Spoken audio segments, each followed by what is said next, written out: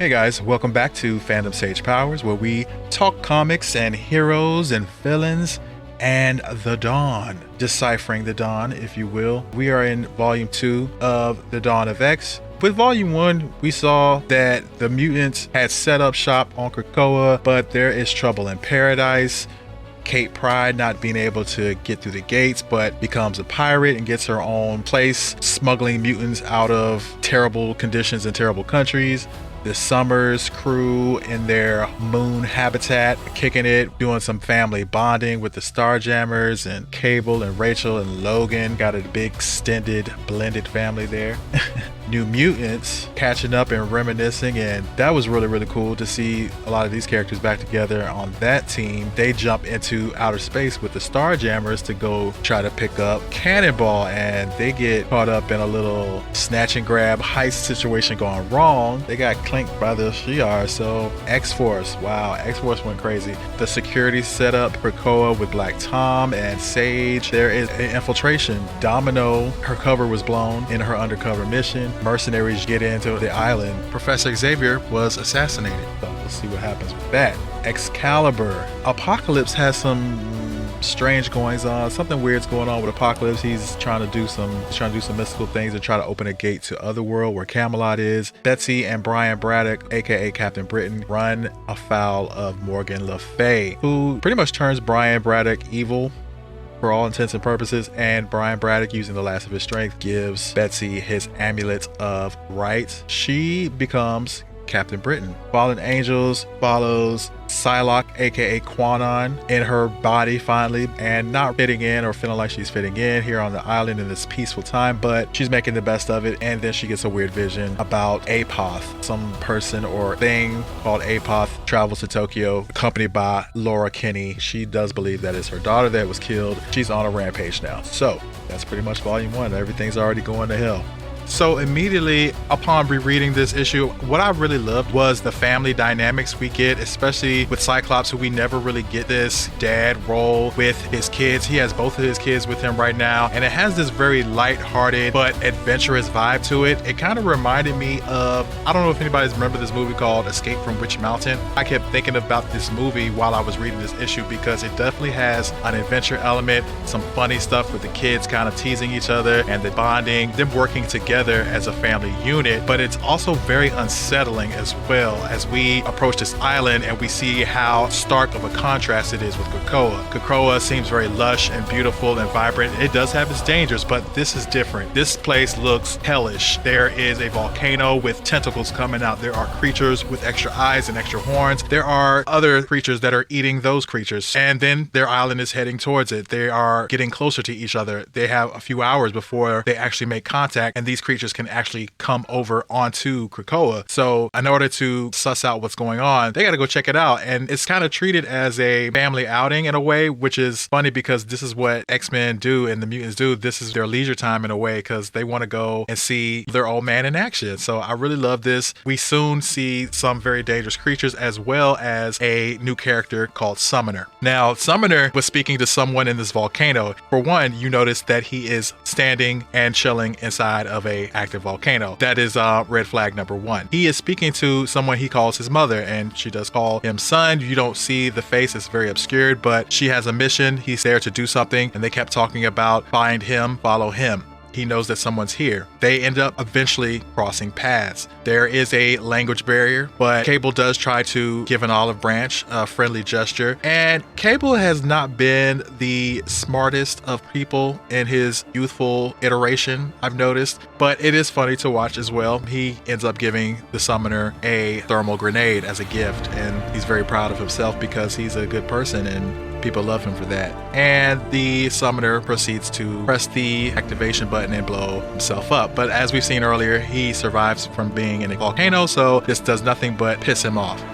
I honestly don't know what else I was thinking could have happened there. I was like, right. Of course, this man has survived and he looks kind of pissed. You have erred greatly. Can you not see what I am? I am a summoner. He says it like, okay, like he's Madonna. So, I mean, I guess he's important where he comes from. He summons, literally, as his name would suggest, creatures from the darkest abyss of hell. And he starts to introduce his entourage of Orwellian creatures. Ogioth, I can't even pronounce these. Ogioth, the beast of the outer realm. Goldir, the vanquished god. And Dur, the undying. I like Dur because his name is easy. Summoner says, "See them and see your end, for I am a son of Arako, a defender of the keep. One does not attack me and live." He means it too.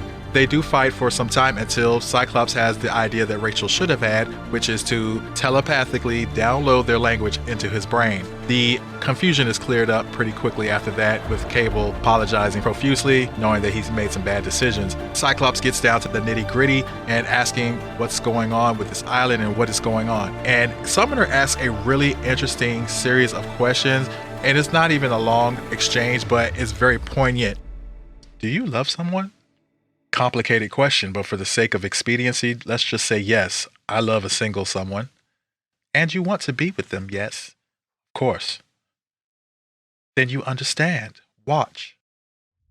And the islands finally touch and merge, and they reach out to each other and they embrace. It's almost very intimate as they kind of describe it, and the flowers are blooming and the land is merging back together. Now the two are one, as they should be, as they always were. So there's some history here that's being unfolded, and I love this mystery element of this story. And I remember thinking, what is going on? Summoner leaves, he starts to go back into the forest, and they ask, where are you going? What's happening? What are you going? I'm not going anywhere, because now I live here. And I live here because he lives here. Later that night, we find out who the summoner was talking about. Him, follow him, find him, and Apocalypse comes to see him, and it's in the dead of night, and he knew that he would come in the night. This world is strange. The sky is something to behold. It's almost overwhelming, the lack of true dark. My mother told me all about you. It's fitting you come at night, or at night. Even new gods slumber. We have never met, but I would recognize your seed anywhere. Did you run away, or were you sent? I wanted to stay. I would have stayed. Of course you would have. How could you not? The enemy has come, and though the walls hold, and for now, your children hold the point, soon Arako will fall. And which of my children is mother to you? Or, yes, I see that now. You have it in you. Will you save us? Can you save us? I can. I will. For I mean to save all of my children, those of Krakoa and those of Arako. So very, very interesting. We're getting into the original Horsemen, which are Apocalypse's children. So this is already exciting where it's going, and I love that. And we get an infogram of the new coastline here with this portion of the island attached to Krakoa. In the pages of Excalibur, we are flashing back to the English Channel in the 4th century BC, where we are learning more about Apocalypse, which is fitting because that last issue just kind of opened up a lot of questions. Apocalypse was the first of his kind, but it's a misconception that he was their common ancestor. In time, other mutants appeared all over. He went to them because they were scattered. His people did not have a home, not like they do now. These mutants had never heard of Akaba or the people there. They were born twins, and when the two were together, they could never lose their way, a gift from the gods. It made them superior, different. So they were sent away. But alas, it was their direction that was perfect, not their seaworthiness. Apocalypse did not save them. His people or not, he did not save those who died by their own means. But he thought, I should honor their deaths. Or, at the very least, remember its location. We are in the Atlantic Ocean in the present time now, and we got Gambit, we got Kitty, we got Betsy Braddock, we got Jubilee, and Rogue. Rogue was put into some kind of stasis in the last issue.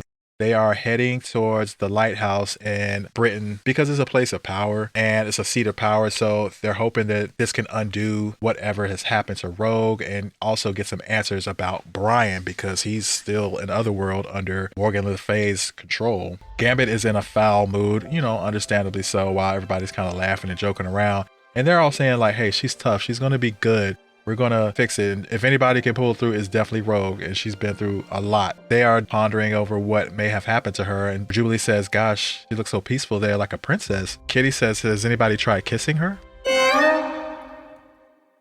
Just asking, you could have stayed on Krakoa and helped Apocalypse babysit Shogo. Jubilee did not like that. She got kind of pissed. She did leave Shogo, her son, behind with somebody. He's in very safe hands, but secretly she is kind of nervous about not being with him or him not being with her. Gambit is still pissy and saying, hey, y'all are joking around too much right now. And suddenly a weird creature jumps out of the water and grabs Gambit. I say I am not in a joking mood. So that also means I'm not here to play. And they start fighting these creatures, and Betsy says they are Selkies and that Morgan Le Fay might have sent them. They're from an old Scottish story, kind of like a seal, aquatic people. Seals? Seals bounce balls and slap their bellies. These are not seals. Where's the lighthouse? Look for the big light coming out at the top. Yeah, it's not there. I'm really, really sure. It's a light. They're hard to lose. Damn it! I can't see the coast without that light. We're gonna run aground. If Morgan sent them, they're after me. What? I can lure them away from the boat. Kate, get out of here. I'm not leaving you guys here. Kate, go. I'm not leaving Rogue. I've got her. They can't get to me up here. Here, climb up off the beach. I'm bringing Rogue in. So, where do we put her with no lighthouse? Do we just camp out here with her? Tear off a chunk, build a gate, and go home? We'll find a place. She's one of us. Now that they're on dry land, they begin searching for the lighthouse and continuing upward so they can get a better view. When they get to the top of this hill and look down, Betsy sees these green hooded figures, but finds that Gambit and Jubilee can't see them. She approaches them and asks, has any of them seen the lighthouse that was here? They seem shocked that Betsy can see them. They proclaim that she's a seer, and then they show her. And in the last issue, at the end, what I didn't touch on, what happened to the Solar Blackwood Coven, is that Mariana Stern betrayed them and killed her own coven, taking their crystals of power and taking them to Clan Aqaba. She had always wanted to join this superior coven, so this was a blood price that she paid to get into this coven. They give her a vision of what happened to the lighthouse and her family's castle. She is called Mariana Stern. She derives her power from Morgaine and swears fealty to Magi, who reject mutant ascendancy. Her powers wane as Morgaine seeks more from them. They are human, like I am. We believe you are a protector. We will let the earth here bear the fruit of Krakoa, so that you may protect. After they leave, Betsy tells Gambit and Jubilee that her ancestral home has been burned to the ground by this coven, and while they are talking, Rogue, who has been placed on the ground and the foundation of where the lighthouse was, sprouts into the ground growing, and Krakoa merges with the land and a new lighthouse bursts from the ground. And they are in shock and amaze, and Betsy says that they have been accepted there. And there's a bright light coming from the top of this lighthouse, but it is not a regular light. It is actually Rogue giving off this luminance. There's a lot of uncertainty now as they rest inside the lighthouse, and Gambit and Jubilee are both out of their element, let's say. You want to explain the new invisible friends? They're druids, very secretive and shy. They haven't survived this long by being seen. You think Brian made some kind of pact? I do not. Brian is a hostage, completely different. Do you think Morgan will send people to destroy this one? I don't know. Rogue's all tangled up in here now. If they destroy this place again, what happened to her? I don't know. Would it wake her up? Or kill her? Or just leave her exposed? I don't know, Remy. Then I'm staying right here. Don't be absurd. If that coven does return, can't possibly defend them by yourself. I wanted to go get Shogo, actually. You think it's safe to bring him back here? I never should have brought Rogue here. Oh, it's all Krakoa, isn't it? Easy for you to say. Brian isn't in this realm for you to worry about. I'm going to bed. Good night. Night, Bets. A little tension between Gambit and Betsy, but they're both worried about people that they care about, so it's understandable. In the night, Jubilee is resting when she hears someone calling her name. She looks up and sees Apocalypse, and he has baby Shogo with him, and she starts to freak out. Nothing is secret to me, especially not humans lurking in my garden of mutant paradise. Jubilee starts screaming to let go of her baby while Apocalypse is forcing her down, and she can't move. He's so small, so human. Jubilee wakes up from this nightmare completely shook, so she runs out of the tower and to Krakoa to check on her baby. Meanwhile, Betsy is also having a dream of a different sort. This is a place I have never been. I know that in my soul. This is a message for me. I want to read the message. I want to take what is offered. I want to learn what is taught. I have been a yawning hunger for my entire life, but I glut myself at this altar. Wait, who are you? You can trust me, Betsy. I'm a good girl. Betsy starts awake to find baby Shogo chewing on the ends of her hair. Jubilee apologizes and said that she had a really bad nightmare and she felt like she needed Shogo with her. Betsy tells her that she's Shogo's mother and, she trusts her with his safety there. They go to check on Gambit and they see that the druids have returned. Jubilee says maybe she should take Shogo back through the gate to Krakoa. Gambit seems very disapproving of the fact that she even brought him there in the first place and that she left. Again, they remind him that he's not the only person worried about somebody they love, and he's not the only person that loves Rogue, and chill out. Betsy shuts down the argument. Enough, I'm going to talk to them. Hail, Captain Britain. The Druidic tribes have met to discuss your accolade. Pardon? Your ascension to Captain of all Britain. In this world and the other, we recognize your title. We recognize your claim and seek your aid, Captain Britain. Coven Aqaba are our enemies. They threaten the health of our home, these lands. They are magicians, commanders of the ley. They work through force. They give their souls up in servitude only to command others. The former captain is not dead. He will return. But not soon enough for our safety, I'm afraid. Look there, above the trees. The coven. They don't look ready to answer questions. No, my lady. You have the earth of Britain behind you. May the white moon turn her face to you. So Clan Aqaba has come to get them a peace, basically. Betsy Braddock, Captain Britain, has some support from the druids as they defend the tower, and suddenly Apocalypse contacts Betsy telepathically. Captain Britain. You. Coven Aqaba, they're called. Friends of yours, perhaps? I see from my grove that you've established your gate. Will you require my assistance? Stay where you are and quit dodging my question. Coven Aqaba were once my human servants. Powerful magi, true. But they came to believe in a foolish lie. That their magic made them on par with the superior, and I would spare them at the end of days. A heresy. You rejected them after they devoted their lives to you.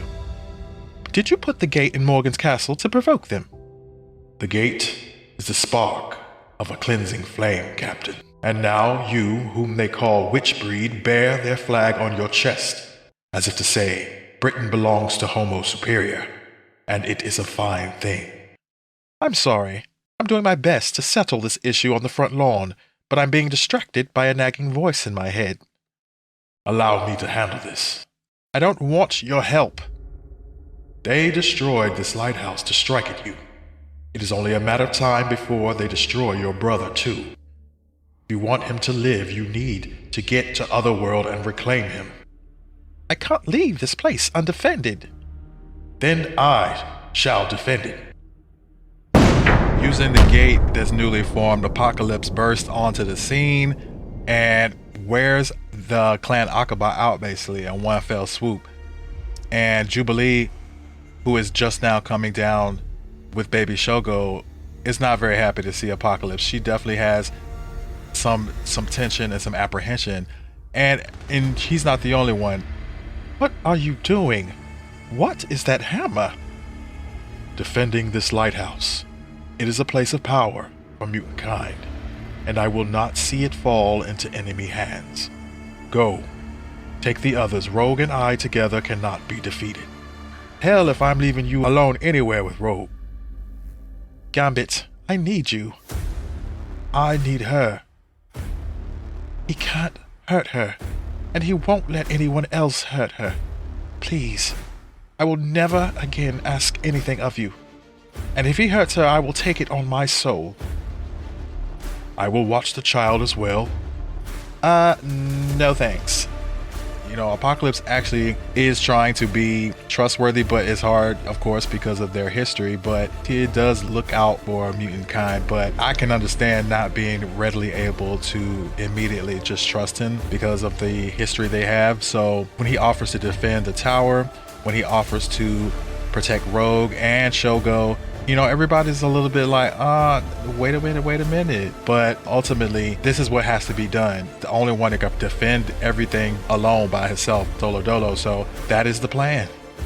I can take us to Otherworld. I've seen Brian do it 100 times. Wait, we need to take Shogo to Krakoan first. Shogo? Where is he? That's impossible. I brought him through. Shogo. Where did that come from? My baby?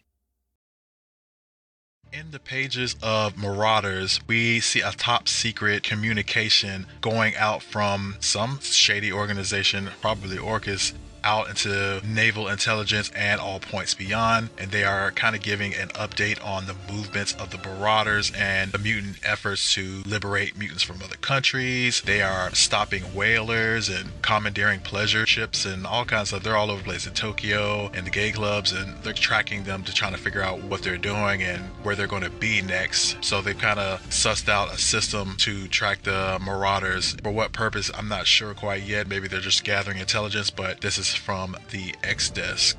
We jump over to Emma and the Stepford Cuckoos. She's trying to convince them, or she offered them a seat on the Hellfire Training Company as a Lord Imperial. I don't know if they were all going to serve as the one Imperial for the Red. I'm assuming so, but they decided not to do that. And she says she's not surprised, but still a little disappointed. But in the future, just keep in mind that it's important for them to have strong alliances. Mindy says that the mutants are perfectly aligned. Emma says, sweet Mindy, talking about us women. And she needs to go because the Black King is here. Mindy says, oh, good luck, Mom. This is going to be a show. Aren't they all? For now, there must be peace between white and red. So much red, Sebastian. Thank you for joining me at our London offices this afternoon. I've been going over the books. This is a lot of red ink in your ledger. Not all of us can walk into a bank and walk out rich. I know what you did. What I may or may not have done is not what we're here discussing at the moment. Now, are you having trouble with ships that are not officially registered with the Hellfire Trading Company? Damn it, you know I am. You have been flooding humanity's rich first world market for a quick buck. Consider the shipment you lost hours ago as a reminder to stay in your sea lane and serve only the black markets. Now, onto the difficult conversation. I know men don't care to have the sizes of their accounts called into question, but are you financially stable? Starting any endeavor requires capital. I see. And I've heard whispers that you have designs on the third chair. So, tell me, what trollop have you promised to make the Red Queen? Emma, you made your point about the extra shipment of human drugs. I will make sure that the countries in need get their taste first. However, I would appreciate if you would not play games over the vacant Red Throne. Very well. We shall table it for the moment, because we have more pressing matters. And we see that the Marauders, Kate, Pride, Pyro, Iceman, and Aurora are attacking this ship, and Bartrock the Leaper is one of the members of this ship, so clearly they're up to no good. Bartrock the Leaper gets a good flying kick on Storm. Talking to herself, she says, "Kill no man. I made a promise. I made a promise to kill no man." Pyro asked the Storm want him to burn him, maybe just disfigure him just a little bit. In reply to that, Bartrock punches Pyro in the face, kicks Iceman across his face. He's pretty spry still, and knowing that they're not trying to kill him probably gave him a little bit more confidence. Meanwhile, Kate examining the cargo and gets attacked, but obviously that's not going to work. She dances with this man and making him go through objects and stuff, which is probably terrifying, and drops him off the boat. Bartrock the Leaper says that they are crazy and don't they know who he's working for? Storm says, "Kick me again, and the only thing you'll leap into are leg casts." Zooptaloo! Pyro, trying to defend Storm's honor, screams, "You don't kick Storm!" And he bites him on the arm. Bartrock was so annoyed, he karate chopped Pyro in the throat. Kate is going down below for a booty inspection, and she finds the meds. Bartrock meets her down there. He wants to have a word. He's like, "I don't want to fight. I don't want no smoke. I suspect I know who sent you, and you know who I'm working for. So maybe we can make an arrangement or something." Kate's like, "No, I'm sorry." And they're just going to take that L for the company just to teach Sebastian Shaw a lesson, because he's been double dipping or trying to, he's trying to skim the profits. And, that's very Shaw. That's very on brand. Kate tells him that don't worry about where they were supposed to go, even though that's not where you were going, because we already had another ship going out to the African countries who really needed these drugs, and we'll take the L for this loss for these. And they also sell the boat as well, which belonged to Sebastian Shaw. It's pretty crazy. In addition to the loss of the vessel and the loss of the drugs, I'm also now at a loss regarding Bartrock, who is furious at me. Some correction I can tolerate, but this feels punitive and beyond our new spirit of cooperation. You need to make this right, Emma. And making it right means full consideration of my candidate for the Red Throne. Considered, Sebastian, but your problem is the seat isn't vacant.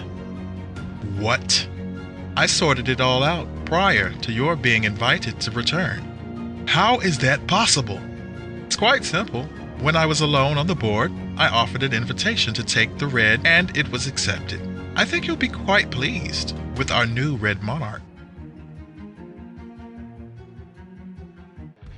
So the Marauders are out here partying. They're at the gay clubs. Oh, Iceman have found him a little date real quick. They completely forgot they're supposed to meet Bishop. Bishop informs them because they did not know that Charles Xavier had got assassinated, because they've been out, on the open seas and things. So yeah, that shook them a little bit. And Iceman says, "Believe in the Five. They can bring him back." "You don't know that," says Pyro. So this has definitely dampened their spirits, and they start drinking more heavily, and they actually go to a tattoo parlor and post up. Kate gets a tattoo, and so does Pyro. Iceman says he's going to pass because his body is pretty much a temple of perfection. Bishop says he already has one. Storm says, "I would never get a tattoo." Iceman also adds that there's almost nowhere I could put it on my body that you wouldn't see it through my ice, but maybe someday something small. Meanwhile, Pyro is getting his whole face tattooed. Crazy. And they have to pay this man so much cash. Kitty sneaks her a little kiss, and she steals somebody's jacket. She's out here living her best life. Gateway has come to escort them or open a portal for them, because obviously Kate still can't take the gate. So Emma has sent an alternate ride, and they go to London. And she tells her telepathically that the Black King is even angrier than she had hoped. She's just really reveling in Sebastian's misfortune. So they go through the portal, and Bishop is saying remember, you're supposed to be helping me here in Taipei. and it's something urgent. When they get to London, they see that they have made it to the big marauder boat that we saw in the first issue, and now it's all ready. And she tells everybody to go pick their cabins down below. Bishop says, well, damn, I guess I don't have to rush right back to Taipei this second. And everybody's like, damn, this is really nice. It does look freaking nice, though. So this is all Kate right here. She goes shopping for some boots, burning the old ship that they had, and she has to take care of some business. And she's not going to sit around the island watching you guys have all the fun, because, you know, they'll run off through a gate quick to go on a mission. She can't do that. So it's like, why even bother trying to catch up with them? They'll be done by the time she'll get there. This is fun for you, isn't it? For all your talk of service to Krakoa, this is just an exercise to try and humiliate me. I won't have it. Sebastian, this is not personal. What we're doing is important. We're not just lining our pockets anymore. Then stop playing a zero-sum game. We can both play to win. You are back playing the game. For now, that is a win. You have a long history of hedging bets against mutantdom. In the end, it's not just about security, it's about relationships. I simply cannot permit a third of our voting rights to be bundled up with whatever tramp or witch breed you're sleeping with. Damn you! You know nothing, woman. Oh, Sebastian, this wall is just more red ink on your tab. Perhaps your affinity for debt is an emerging secondary mutation for you? There will be no Red King, you bitch. Actually, I am the Red Queen. We see a infogram here of the setup structure of the Hellfire Trading Company with your Lords Imperial, the White Monarch or the White Queen, who is Emma Frost, the Black Monarch or the Black King, who is Sebastian Shaw, and now our Red Monarch or Red Queen, Captain Kate Pride. They each will have somebody underneath them, several stations, a bishop being their right-hand person that they can pick, and then you'll have a knight as well. And I feel like they're probably like an enforcer a little bit. The only person that has another subordinate right now is Emma, and she has her brother, Christian Frost, is her white bishop. We'll see later who everybody picks on their squad. So, Marauders is shaping up to be a cat and mouse power play type of series, which is really cool. I like the duality of it, the business aspects with Shaw and Emma kind of trying to one-up each other, I guess, and then you have them sailing on the seas and getting some action done too. So it's interesting that they set the story up like that. It's pretty cool. If you like this episode, please like and share. If you haven't already, please subscribe. Don't forget to check back for part 2 of this volume 2 of Dawn of X review. And I will see you in the next video.